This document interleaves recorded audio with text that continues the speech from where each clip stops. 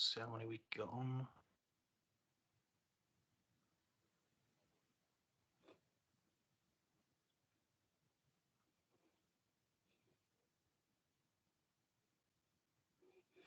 I'll start sharing my screen if that's okay. Yeah, that's fine, yeah.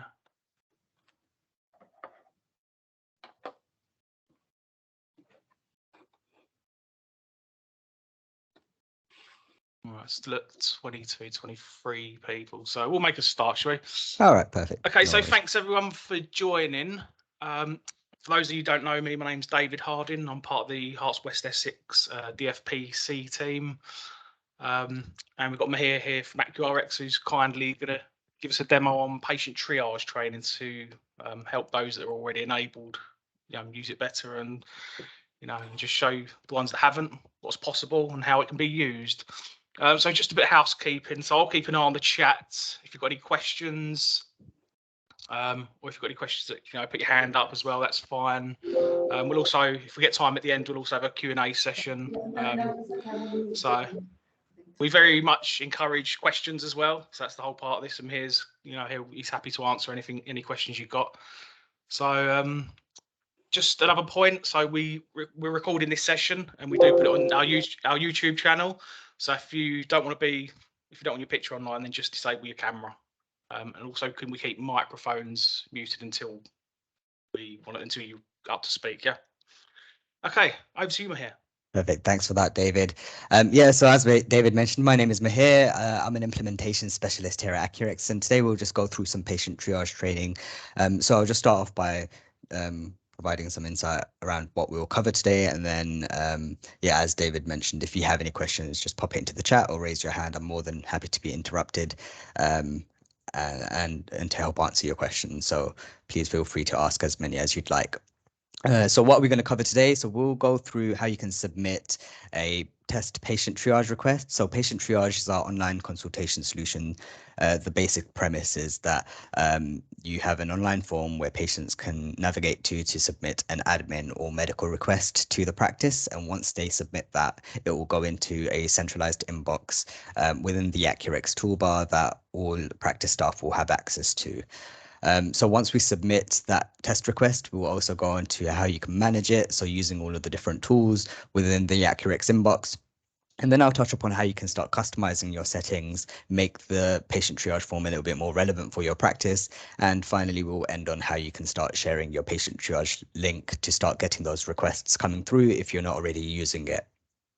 I just wanted to add before we get started, I am focusing on patient triage, but these are all of the other products that you have access to. So you have access to all of the other products in the messaging bundle, which includes SMS Plus, Flurry Plus, batch messaging, and appointment reminders. So if you have any questions around any of these products, please let me know. We can answer them towards the end after we've covered patient triage, but more than happy to answer questions on any of these other products too. So going to go straight into it with submitting a patient triage test request. Now, this is something that I recommend all practices to try out. The benefit of it is that you get to see the patient side of things, so what the patient actually experiences when submitting a request. And then once you submit that, you will have a little request within your inbox that you can then play around with and discover all of the different tools that are available for you when it comes to managing that request. So I'm just going to move along to a screen that has my clinical system running in the background, as well as my AccuRx toolbar. My clinical system of choice today is EMIS. That's just because I had to pick one. But I just wanted to note that the functionality of patient triage and how it works is exactly the same with System 1. So if you are a System 1 practice, all of the functionality that I'm going to show you, it works in exactly the same way. The only difference is when you save to the record in EMIS, it will get saved under the patient's record as a new consultation, as is shown here. And then when you save to the record within System 1, it will get saved as a new journal entry. The details that get saved onto the record is exactly the same, however. So if there are any questions specific to how it looks like in EMIS, please feel free to just shout, and I'm more than happy to explain that for you. But there isn't that much of a difference. So to submit a test request, all you need to do is navigate to your AccuRx toolbar and then click on your initials on the right-hand side here. And then within the drop-down, you'll see a patient triage option. So just click on that, and that will take you to what we call the patient triage landing page. This is sort of the one-stop shop for all things patient triage. So here you can submit the test request as we'll do. And then you can also configure your settings. So there's a tab where you can configure your settings and customize your form. You can do various other things here, like switch off your form completely or set you out of hours. We also introduced a brand new dashboard. Now the dashboard will allow you to see a breakdown of your requests by day and requests by hour, and you can actually filter that for type of request. So you can filter for both medical and admin, or medical or admin. This is really good for sort of workforce and capacity planning, and then you can actually see how your patients are using this system. And finally, the last tab on this page is set up patient triage, and this literally just gives you access to your unique practice link. So this link here will be specific for your practice, and this is what you can then copy and paste onto your website or send to patients directly to start getting those requests coming through. So like I said, we'll submit a test request. So I'm going to click on what is patient triage, and I'm going to click on this blue button that says create a patient request to see how it works. And again, this is something that I recommend all practices try out at least once just to get a feel of how the system works. And then you can also manage the request. So I'm going to click on this test request button, and you'll see that I've been navigated to my unique practice link. So this is what the patient will land on once they click on your link. On the top left-hand side here, you'll be able to see your practice's details. At the moment, it's our test AccuRx practice system here. And you will see that patients can submit an admin query, a medical request, or they can see online advice. And clicking on this will literally take them to the NHS website where they can sort of navigate their symptoms. You will see that there's also an option to log in with the NHS login details. So if patients opt to do this, they can skip some steps on the form, namely the patient details section of the form, and it should speed things up. However, the form is in itself a relatively short and simple form, and I'll show you exactly what that looks like. I'm going to do this demo with the example of a medical request, but I'll just quickly show you the options that we have for admin query. So I'm going to click on I have an admin query. And the first thing I'm asked to do is to confirm that I am not experiencing any of these red flag symptoms, in which case I'd have to get urgent medical assistance, which this form is not sort of intended for. So I'll have to confirm that I don't have any of these symptoms. So I'll click on none of these are present, and then I can continue with the form. So this is a breakdown of all the different types of admin requests that you can make. So doctor's letter, sick note, test results, things like that. And when you click on each type of requests, you will have questions that are specifically related to that admin query type. So for example, I've just clicked on fit note, and then the following questions are related to fit note. If there are any questions around the admin query aspect of the form, please let me know. You can type it up in the chat section or raise your hand. But I'll move along to submitting a medical request. So I'm going to click on I want help for a medical issue. And again, I'm asked to confirm that I don't have any of these red flag symptoms, so none of these are present. And then I'm taken to the form where, so this page is the only page where it asks for details about the nature of your request. So as you can see, it's a relatively short and simple form for the patient to fill out. The first question is, please describe the medical problem. So I'm just going to say I have a rash on my finger. Patients can attach up to 5 photos along with their request. So I'm going to just upload a stock image. So I've clicked on add a photo, and the first thing I'm asked to do is just to confirm that this doesn't contain any sensitive information. So I'm going to say I've read and agreed to the above, and then click continue, and then I'm given some tips on how to take a good photo. Just going to upload my photo now, and then click continue. And as you can see, I can attach 4 more images along with this request. The next question is, how long have these symptoms or concerns been going on for, and have they gotten better or worse? So I'm just going to say 1 week, getting worse. Is there anything you're particularly worried about? Now, this is an optional field, so patients can continue with the form without filling this in, but I'm just going to say it is starting to get itchy.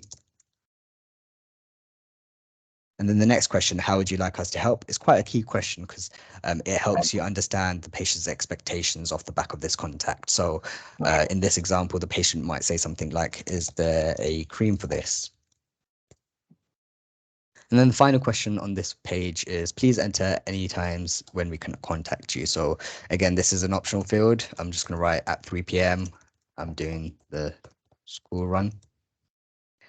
And then I'm going to click continue. So the next page, it asks for the patient's details. So as you can see, I can fill this form in on behalf of myself or for someone else. So the someone else option is really handy if you're filling this form in on behalf of a child or someone that's elderly and can't fill in the form for whatever reason. So I'm just going to do this on behalf of myself. And when practices fill this out, I recommend using test patients details that are in your clinical system. So I'm just going to enter some test patients details.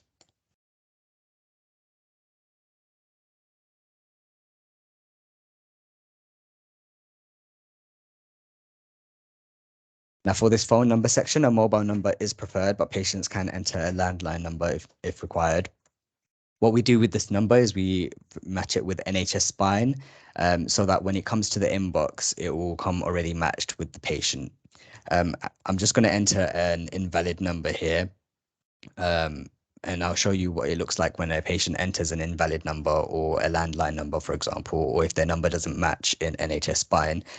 So it will basically come as an unmatched patient, but it's very easy to match that patient to the correct, or match that request to the correct patient. When you enter your number, you're asked if you have access to the phone right now. So I'm just going to say, yes, I do, just to show you what happens. Oh, might have entered the wrong amount of digits. Yep. So our verification code gets sent to your mobile number, which you can then enter within here, and that serves as two-factor authentication. However, if you don't have your phone on you, that's perfectly fine. Patients will still be able to submit their requests. So I'm just going to click continue. And then the final page here is where I can review my request, just confirm that the details I've provided are correct, and then I can set my contact preferences. We do say here that this may not always be possible. So if a patient does say video call and it's more appropriate to respond to them via text message, that's completely fine. We do tell them that it's not guaranteed. And I'm just going to submit request. So that's the patient side of things done. The final page just tells you a little bit more about what to expect next or what happens next. Again, this line is customizable, so you can change it. You can add more information here if you need to, and I'll come across that shortly. But that's the patient side of things done. I'm now going to move over to the practices end where we can then manage that request. Sorry, Mahir, just there's a question in the chat about the admin options. So can we change what admin options are available, like take out repeat prescription request? Right, great question. So unfortunately, those admin request types can't be removed. However, for the repeat prescriptions request option specifically, we do have a redirect option. So if you're already using a repeat prescriptions service and you'd prefer patients to use that route instead, you can signpost that, and I'll show you how you can do that within the settings section. However, it's not possible to remove any of the options in the admin query categories. So I did. I hope that answers your question. Let me know if that doesn't. So I'm going to move on to my inbox now, where I'll be able to retrieve that patient triage request I just submitted. So I'm going to click on the inbox in my AccuRx toolbar, and that should open up the inbox. My computer's a little bit laggy, so apologies for that. All patient triage requests go into this to assign folder here on the left-hand side. So I'm just going to click on that.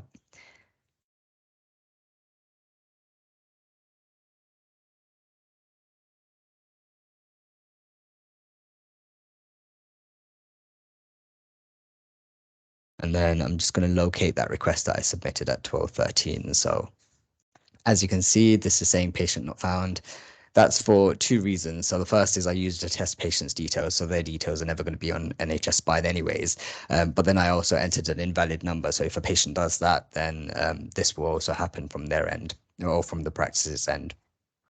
It's really easy to match this request with a patient. So I'm just going to click search for a patient here, and that will pull the date of birth that the patient provided in the form into this search field here.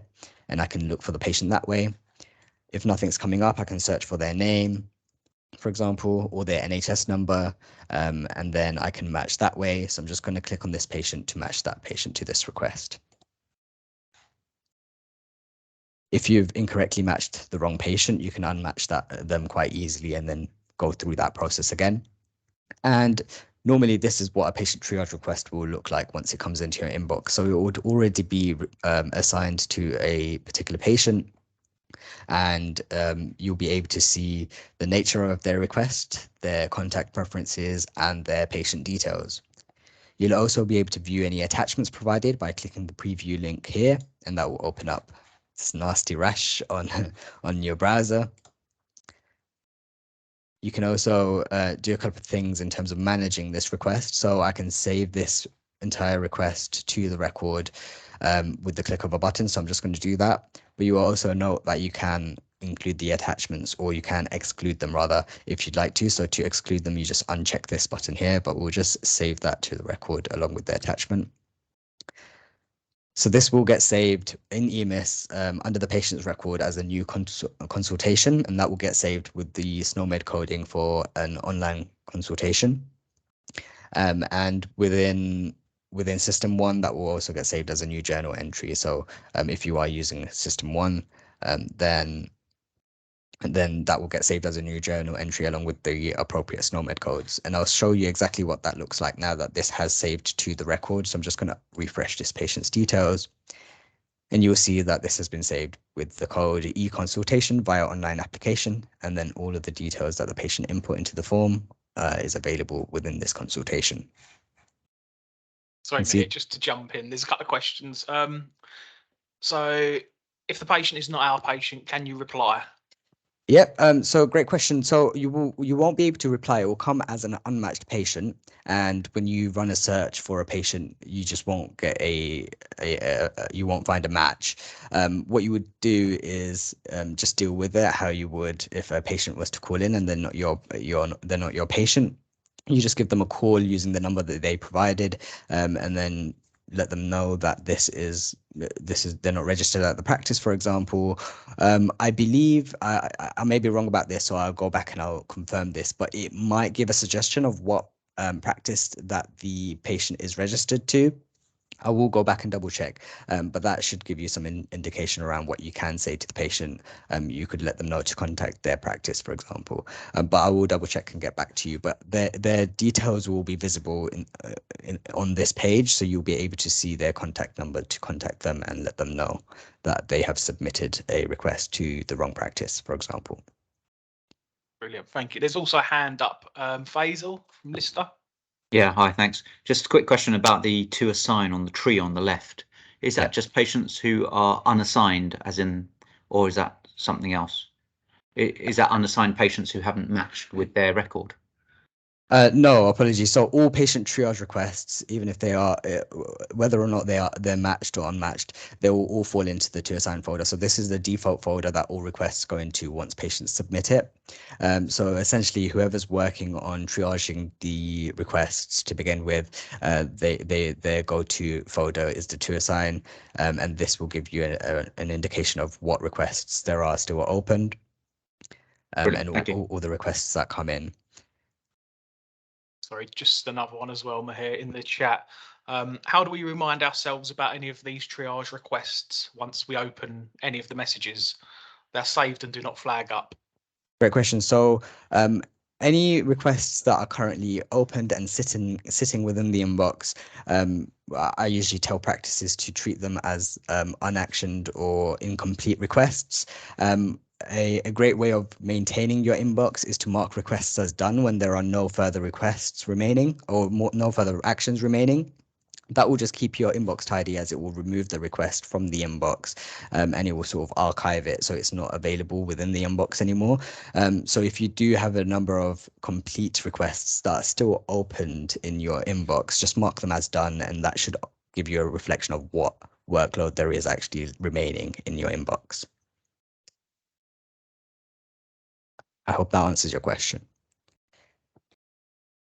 So I'm going to reply to the patient now. So you'll see that there are a couple of different options when it comes to managing this request. So you can reply directly to the patient using free text. So that's composing your own message, or you can use a template or Flurry questionnaire as a follow-up.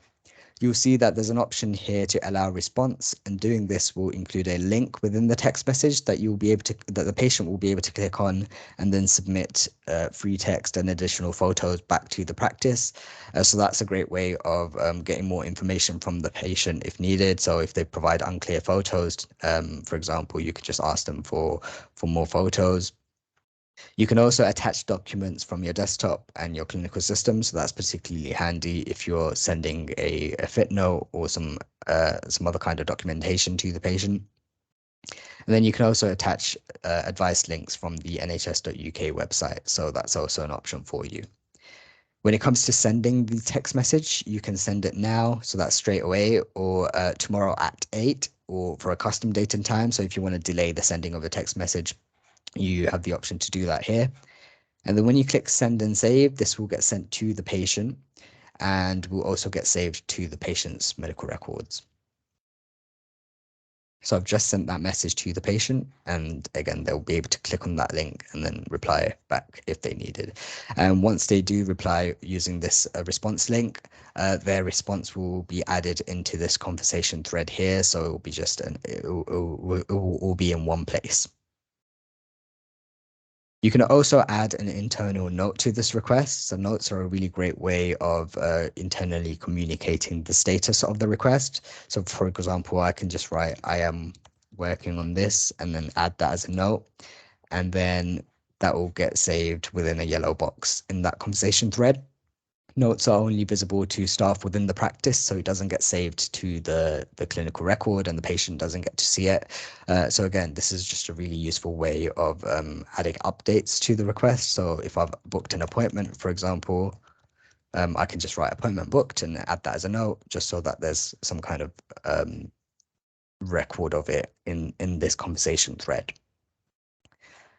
And finally, you can assign this request to either an individual or to a team within your AccuRx inbox. So just click on this field here, and then you'll be able to see a list of all individuals towards the top of the page. And then towards the bottom of the list, you'll be able to see the relevant teams.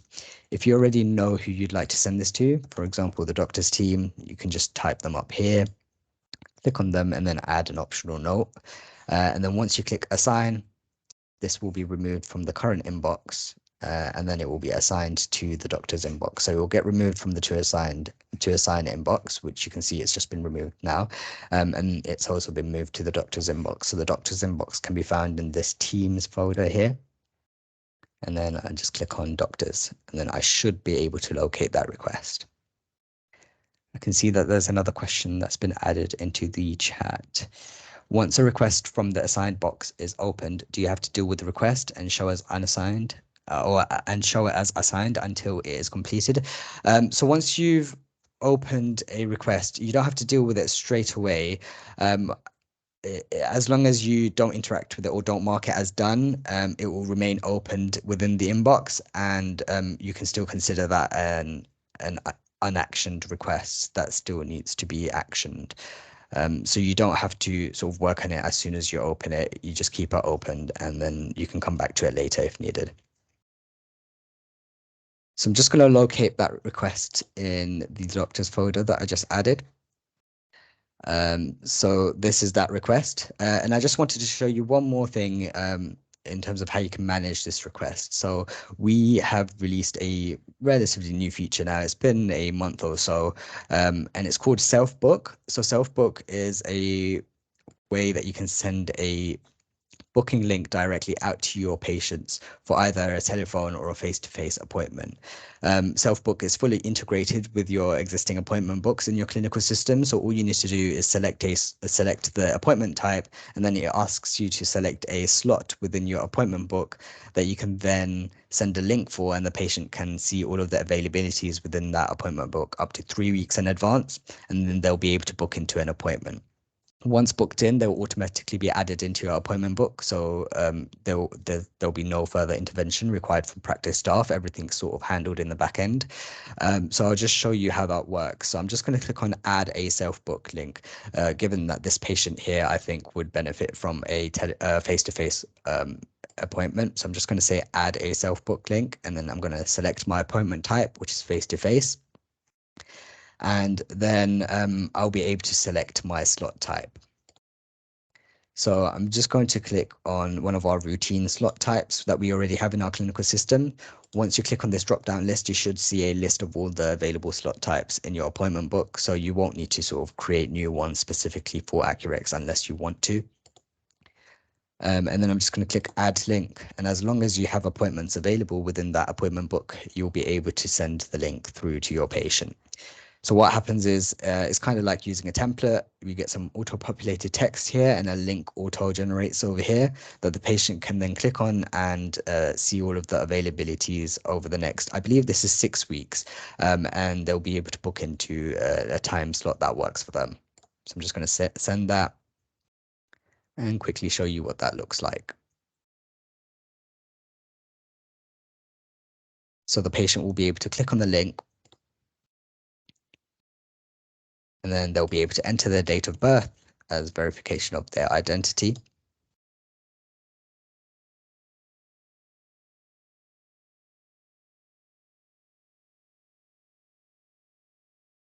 It's just taking a little while to load, and then they'll be able to see all of the different availabilities that you have in your appointment book. So I'm just going to click on the next available appointment and then confirm that. So just a couple of notes about this. So the self-book links expire within 48 hours. So if a patient doesn't use it within 48 hours, the link will expire and you'll have to issue a new link. You will get a note here, as it just appeared now, on the status of the link. So if it does expire without the patient booking in, it will tell you in a similar box here that the patient did not book in and the link has expired. But in this case, I have booked an appointment in, so it just gives details of that appointment. And this is a single-use link. So once the patient books an appointment once, they won't be able to use that same link again. I can see that there's a question here. Is there a limit to the slot types for self-book? So no, so it works off of the slot types that are available in your appointment book. So you can create your own, you can create new slots within your appointment book, or you can use your existing slot types. It's completely up to you, but they should all be available for you to use for self-book. Legally, we try to contact patients 3 times. Does AccuRx retry if patients haven't booked? So there aren't any reminder emails or text messages rather that go out if a patient doesn't book. But what you can do is just come back into this page here to check the status of the self-book link. And if it has expired, then you can sort of send another one, or if it's been 24 hours and the patient still hasn't booked in yet, you can send a reminder email or text message rather. Sorry, I can't find the self-book option on Flurry templates. So it won't be within Flurry templates. So all you need to do is click on reply to patient, and on the bottom right-hand corner here, just above the send and save button, you'll be able to see add a self-book link. And then that will allow you to start the process of sending that link out to your patient. We're here. Yeah. Sorry, hello, it's Tracy. Hi, Tracy. Can we just clarify the self-book option? So obviously Florry, so if practices send out Florries, long-term conditions, that sort of thing, and they're inviting and they want to invite patients to maybe self-book off the back of that, is that available via the Yeah, so this self-book option will be available across the entire inbox. So if you you'll have the option to use a self-book link in response to a Flurry response that the patient has filled out, for example. So it's not just limited to patient triage requests. You can use the self-book link throughout the inbox. Brilliant, thank you. No problem. So that's how you can manage a request. And like I mentioned earlier, once there are no further actions required, you can just mark the request as done, and that will archive the request from your inbox. It's really easy to retrieve that request though. So all you need to do is either have the patient up in your clinical system and then go back to your inbox, and then that patient will appear on the bottom left-hand corner here. If you just click on them,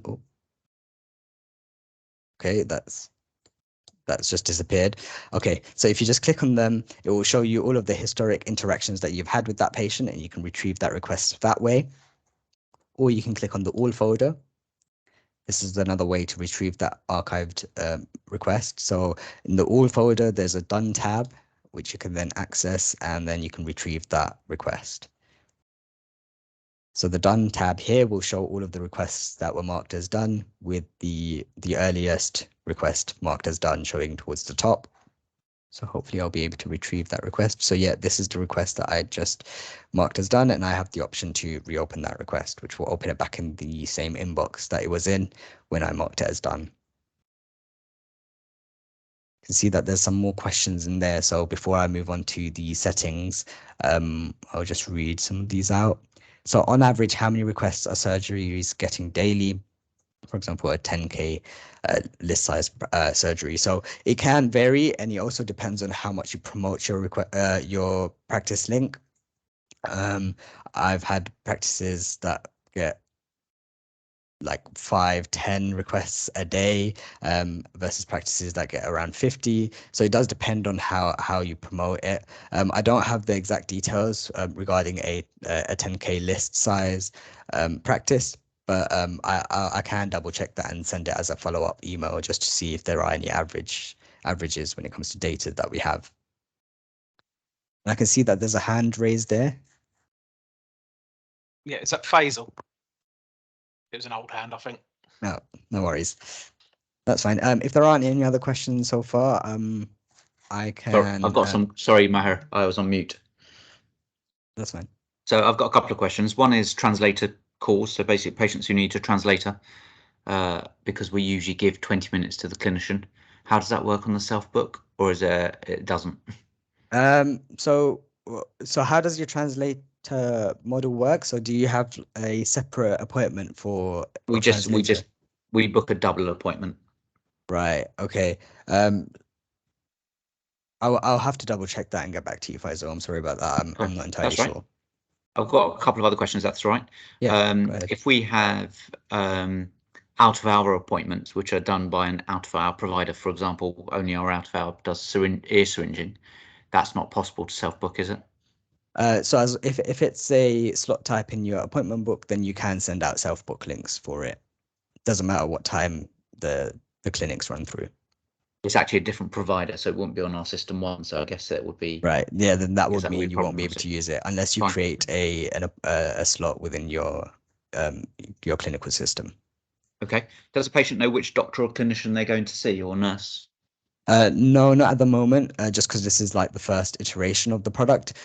What we recommend practices to do, if you want to create a clinician-specific slots in your appointment book and send booking links for those slots, that's how you can ensure that a patient is able to book in for a specific clinician. But aside from that, not at the moment. I think it's better. And then finally, there's some clinicians that don't see certain type of patients, like pregnant patients or under ones, etc. Is there a way to get around that on the self book? I guess there's not, is there? No, there wouldn't be, but because this is sort of practice initiated, the practice just would avoid sending a booking link out to begin in the first place to those kind of patients. Okay, fine. Thank you. No problem. There's another question in the chat. Can we disable the AccuRx triage link? Yep, definitely. I'll get to that when I cover the settings. Can I have the link that we put on our website? Again, I'll get to that when we get to the settings. Can we automatically limit the number we receive a day? So unfortunately, we don't have a cap, but you can manually suspend your patient triage link once you've received enough requests for the day. So I'll show you how you can do that. When setting our on and off times for triage, can we set multiple times and also half past or quarter past the hour? So at the moment, you're only able to set your closing and opening times at full hours, but I'll pass that feedback on back to the team. It's going to be a standard set of time frames, so you won't be able to change it sort of or have it automatically changed on a schedule. It will be like if you set it for 5 p.m. closing to 8 a.m. the next day, it will be like that for the whole week unless you manually go in there and change it midweek, for example. Can we have the banner and link for the website? Yeah, we could definitely provide you with the banners, and I'll show you how you can retrieve the link. Okay, I think that covers the questions for now. So I'll move over to settings so we could just talk about how you can configure your patient triage form. Sorry to interrupt you. Just one question that we had. If I'm booking an appointment as a patient and I did it on my phone, it was taking rather a long time to come through. What happens if someone in the surgery goes to book that appointment? Who gets the rights over it? So if there is an issue or a delay with the patient booking into the appointment using the self-book link, and someone at the practice already books another patient in, that appointment will just fail from the patient's self-book link side. So the priority will go to the person that's manually booking in that appointment.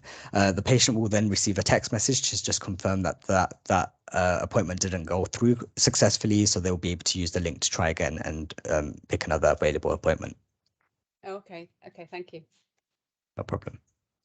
Any other questions? I can see that there's a hand raised. It was that Gary Lewis. Yeah, we just asked our question. I'm taking my hand down now.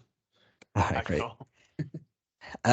Okay, so I'm just going to quickly touch upon the settings, and then I'll take some more questions. So I'm going to click on to head over to my settings. I'm going to click on my initials and then click on patient triage, which will take me to that landing page that I showed you earlier. And then I'm going to hover over settings just to show you the different things that you can change when it comes to the settings. So the first thing you can change is your welcome page message. So this is the first message on the page once a patient lands on your form. And to edit this, you could just scroll down and click on edit, and you'll be able to customize this as much as you'd like. So you can change the response time frame. You can add more information around what kind of requests that you'd like sent, for example, or any other sort of updates you'd like to provide to your patients. You can also do the same for the submission confirmation message. So this is the final page on your form once a patient submits their request. Again, you can add as much or as little information here as you'd like. When patients confirm that they have their phone to hand, they're asked whether they'd like an SMS confirmation that they have submitted the request, and you're able to amend the messaging that's included within that text. You can also suspend patient triage ad hoc. So practices use this when there's a staff member off sick, for example, or if there is a backlog of requests that you'd like to work through before accepting any new ones. So to suspend patient triage, all you need to do is head over to the settings, scroll down to this option here, and then click edit. And then you can toggle the suspension on. This will switch off your entire form, and you'll also be able to add specific messaging whilst your form is suspended. So once you've added your resume date, so we'll just enter any details for the time being. And then once you save those changes, you'll be able to customize the suspended message that appears on your form. So I'll be able to make any changes to this messaging here. I also wanted to show that you have the option to suspend medical request access only. So if you're perfectly happy to receive admin requests, you can just check this button here. And then during your suspension time period, patients will still be able to submit admin requests. It will only be medical requests that will be suspended.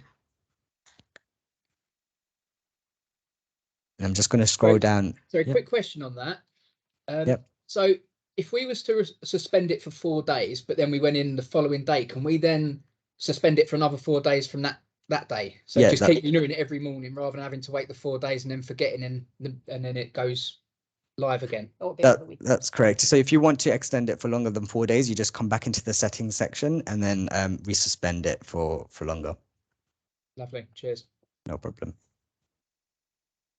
And then you'll be able to customize your out of hours. So there's been some questions around out of hours in the chat. So I'll show you exactly how this works. You come into here and then toggle the suspension, toggle the out of hours section. And then you'll be able to set your practice's closing times and opening time the next day. And then you have an option just down below to suspend your form outside of your practice's opening hours. And similarly, you can also suspend medical request access only, which means patients can still submit admin requests out of hours. So if you'd like that to happen, you just check this button here. The out of hours covers weekends, so Saturday, Sunday, as well as bank holidays. So if you do choose to suspend your form outside of your practice's opening hours, the weekends and bank holidays will automatically be covered. So this is a great way to sort of control your inbound requests and switch off your form outside of your practice's opening hours automatically without having to sort of come in here and manually do that. So once you've got this set, you can rest easy knowing that your form will automatically be switched off once the practice has closed.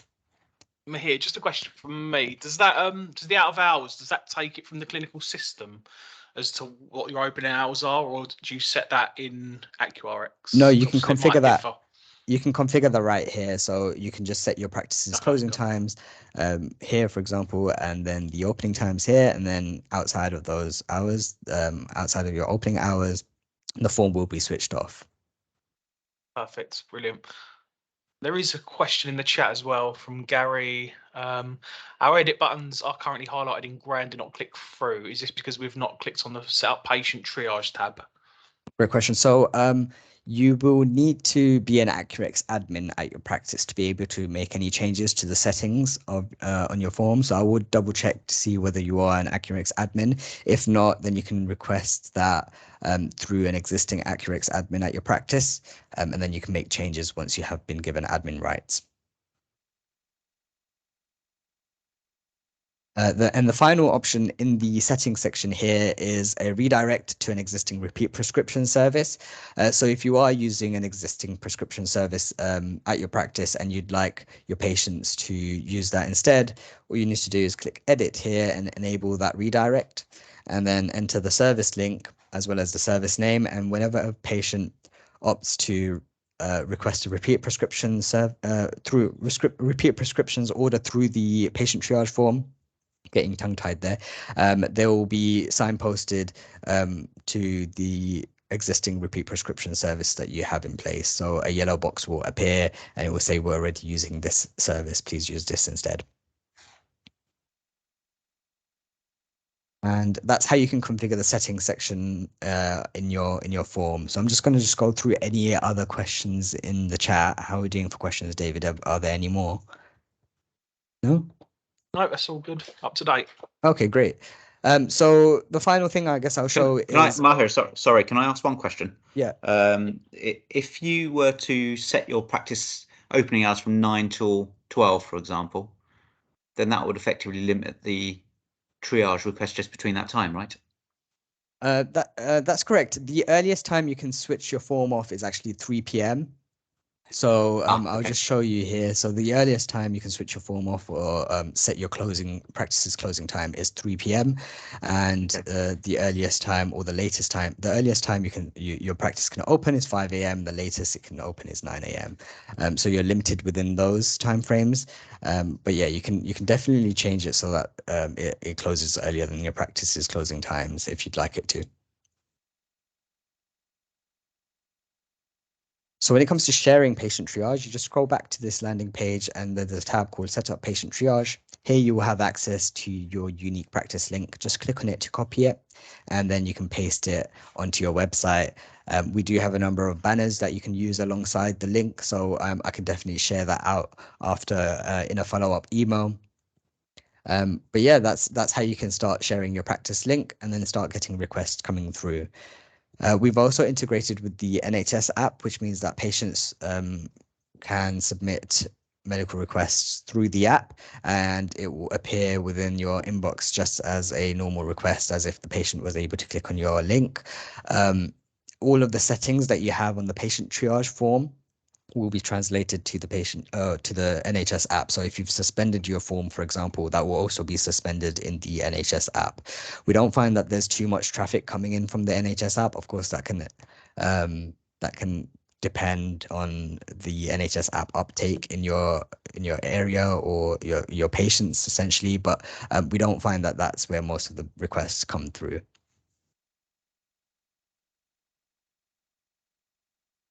See that there's a question: for time to learn and shutdowns, would we have to suspend the service for that day? I suppose it depends. It's completely up to you, I guess. David, if you have any insight on that.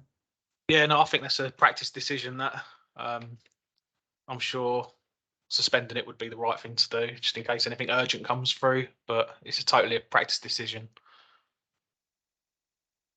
Okay, great. So I'll open up the floor to any additional questions now.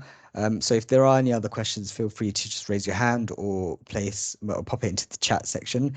That covers all things patient triage. So if you do have any questions around any of the other features, please let me know. Tracy, I can see your hands raised. Thanks, Mahir. Sorry, earlier on you mentioned about signposting. So when doing an admin request, and I think it was a script request you were demoing, and you mentioned that you could signpost to another provider. That's One correct. of the queries I had from a practice I'm working with, they use Silicon Footfall, and they use the forms on that website for their script requests, which they feel gives them a richness of data that they don't quite get. So they'd probably like to use that with AccuRx. Is that something that's possible? Yeah, that's correct. So they will still be able to use that existing service. All they need to do is just come back down to this the settings section, and then under repeat prescriptions, they just enter the link for the forms for footfall, and then just type in the service name. So it could be Silicon Footfall Request or whatever it may be. And then once you save that, the patient should be able to click on the link and then access the existing service that way. That's really, really helpful. Thank you. And I've only one other thing to mention, just in terms of contract end dates, which was in the chat earlier. Dave has been busy emailing out to practices that haven't yet signed up or had their onboarding meeting with AccuRx. And it's just to highlight, it's really important that you do that before the 25th of November, as existing contracts will be terminated at the end of this month. So you don't have to switch it on. That's still within your offer to do or not, but please book in your onboarding call with AccuRx and undertake the test part of the process, so that at least we know you've got the tool ready for when you need to use it. That was all I wanted to mention, Mahir. Thank you. Yeah, thanks, Trace. You beat me to it, Tracy. Actually, yeah, I was going to mention. I think the figures are there's about 30% of practices that have still not sort of engaged with the process of enabling AccuRx.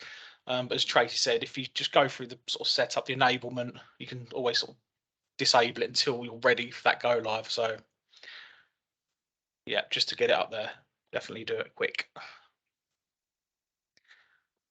Is that all right, Mahir? Are you finished? Is there any other questions? Yeah, that's all. I think there's a couple of questions in the chat, so I'll go through them. So do the admin requests, e.g. Med3s, go to the patient's doctor or to a generic box. So all requests that get submitted through the patient triage request go into the to assign folder.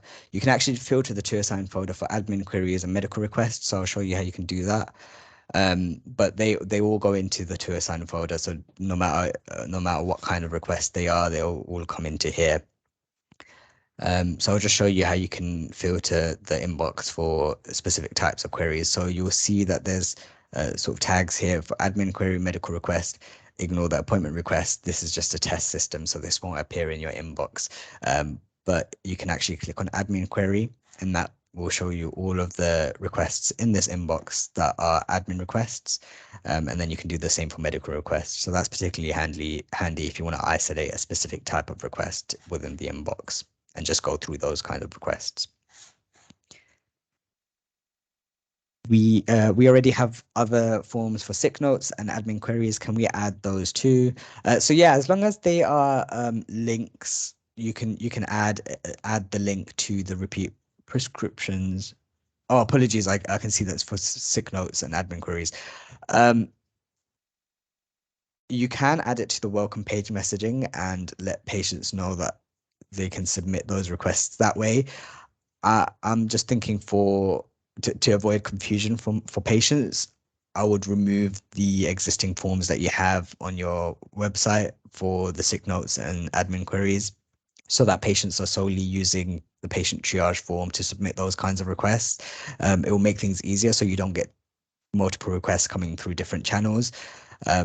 And the benefit of having AccuRx patient triage is that everything comes into the centralized inbox anyways, and it's fully integrated with the clinical system. So hopefully you should find it a little bit easier to manage those and action those requests. So yeah, I would avoid signposting other routes of admin queries within the patient triage form. If a patient is booking a diabetic review with the nurse, which will be a 20-minute appointment, how will the patient book a double appointment using the link? So that's something that I'm going to go back to you with.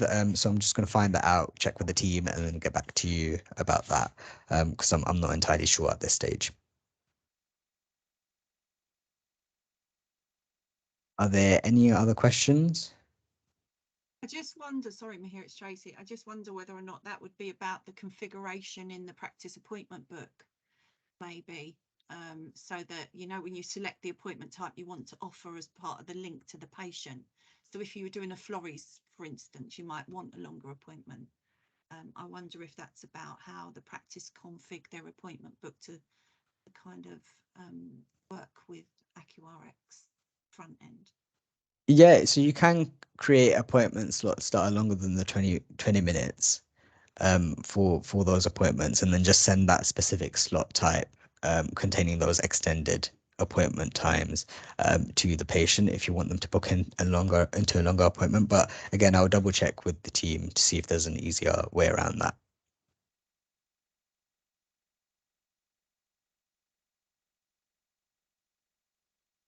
Are there any other questions at all? No? Speak now or forever wonder. No. Right, well, Right. perfect. Thank you very much for having me, guys. I really appreciate Yeah. your time here. I hope that Brilliant. has been Thanks so much, helpful. I'm here. That's great. That's great. I will end this by just saying myself and Tracy are going to be setting up a sort of forum meeting for online consultation tools. So one for eConsult, one for AccuRx. We'll probably hold it, I think, bi-weekly, possibly, maybe monthly. But yeah, so the idea of that is that AccuRx users will come to these meetings and just sort of discuss sort of best practice and things that are working for them, and it's kind of a round table sort of discussion. So if anyone's got any questions on that, they can ask perhaps other practices and just create sort of general discussions, you know. And we might also invite the providers to come along and help us out, answer questions. So yeah, so keep an eye out for that. That's called the Dig. Okay, so if there's no more questions, should we wrap it up? Cool. Well, thanks for coming, everyone. And Thank this you. recording and the website badges I'll send out in an email to all AccuRx practices. So keep an eye out for that as well. Great. Thank you. Okay. Take care now. Have a Bye. good day, everyone. Bye.